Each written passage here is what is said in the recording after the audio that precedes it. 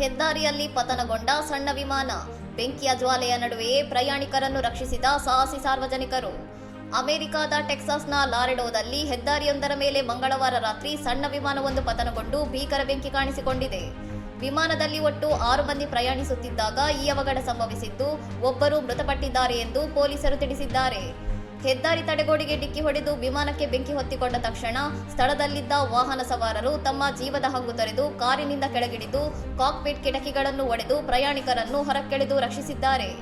3 ಹದಿಹರೆಯದವರು ಮತ್ತು ಪೈಲಟ್ ಸೇರಿದಂತೆ 5 ಪ್ರಾಣಾಪಾಯದಿಂದ ಪಾರಾಗಿದ್ದು, ಸ್ಥಳದಲ್ಲಿದ್ದವರ ಸಮಯಪ್ರಜ್ಞೆಯಿಂದಾಗಿ ಭಾರೀ ದುರಂತವೊಂದು ತಪ್ಪಿದಂತಾಗಿದೆ.